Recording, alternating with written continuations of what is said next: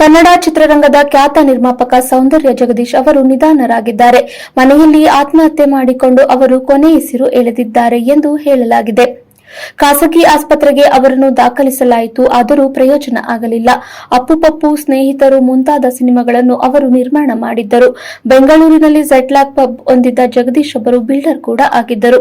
Challenging star Darshan, Rockline Venkatesh ಮುಂತಾದ ಸೆಲೆಬ್ರಿಟಿಗಳ ಜೊತೆಗೆ ಅವರು ಆಪ್ತ ಒಡನಾಟ ಇಟ್ಟುಕೊಂಡಿದ್ದರು.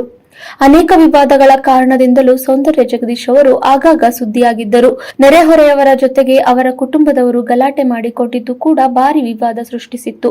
ಕೆಲವೇ ತಿಂಗಳ ಹಿಂದೆ ಕಾಟೇರ ಸಿನಿಮಾ ತಂಡವು ಝೆಡ್ಲಾಕ್ ಪಬ್ನಲ್ಲಿ ರಾತ್ರಿ ಅವಧಿ ಮೀರಿ ಪಾರ್ಟಿ ಮಾಡಿದ ಆರೋಪ ಕೂಡ ಕೇಳಿ ಬಂದಿತ್ತು. ಆ ಬಳಿಕ 25 ದಿನಗಳ ಕಾಲ ರೆಸ್ಟೋ ಬಾರ್ ಲೈಸೆನ್ಸ್ ರದ್ದು ಮಾಡಲಾಗಿತ್ತು.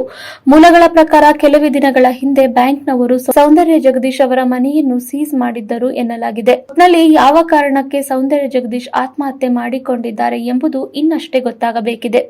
ಉದ್ಯಮಿಯಾಗಿದ್ದ ಸೌಂದರ್ಯ ಜಗದೀಶ್ ಅವರು ತಮ್ಮ ಪುತ್ರ ಸ್ನೇಹಿತನನ್ನು ಚಿತ್ರರಂಗಕ್ಕೆ ಪರಿಚಯಿಸಿದ್ದರು. ಹಲವು ಸಿನಿಮಾಗಳ ವಿತರಣೆಯನ್ನು ಕೂಡ ಮಾಡಿದ್ದರು. ಚಿತ್ರರಂಗದ ಅನೇಕ ಸೆಲೆಬ್ರಿಟಿಗಳ ಜೊತೆಗೆ ಅವರು ಸ್ನೇಹ ಹೊಂದಿದ್ದರು. ಇತ್ತೀಚೆಗಷ್ಟೇ ಪ್ರಿಯಾಂಕಾ ಉಪೇಂದ್ರ ಅವರು ಆಯೋಜಿಸಿದ್ದ ಹೋಳಿ ಸಂಭ್ರಮದಲ್ಲಿ ಸೌಂದರ್ಯ ಜಗದೀಶ್ ಭಾಗಿಯಾಗಿದ್ದರು. ಸೌಂದರ್ಯ ಜಗದೀಶ್ ಅವರು ಸಾವಿನ ಕುರಿತಂತೆ ತನಿಖೆ ನಡೆಯಲಿದೆ.